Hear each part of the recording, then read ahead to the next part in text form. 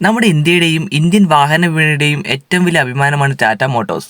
Commercial വാഹന വിപണിയിലും അതുപോലെ തന്നെ പാസഞ്ചർ വാഹന വിപണിയിലും ഒരുപോലെ തിളങ്ങി നിൽക്കുന്ന ഒരു ബ്രാൻഡാണ് ടാറ്റ.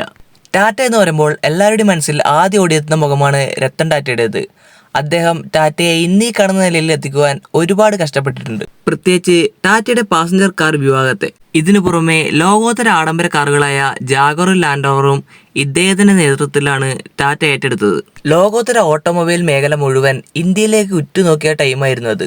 ലോകോത്തര കാർ ബ്രാൻഡുകളായ ജാഗറും ലാൻഡ് റോവറും ഇന്ത്യയിലുള്ളൊരു ടാറ്റ ഗ്രൂപ്പ് ഏറ്റെടുത്തത് ലോകത്തെ ആകെ ആശ്ചര്യപ്പെടുത്തി. എന്നാൽ അതിന്റെ പുറകിലൊരു മധുരപ്രതികാരത്തിന്റെ കഥയുണ്ട്. അത് ഫോർഡ് എന്ന കാർ ബ്രാൻഡിനോടുള്ള രത്തൻ ടാറ്റയുടെ മധുരപ്രതികാരമായിരുന്നു.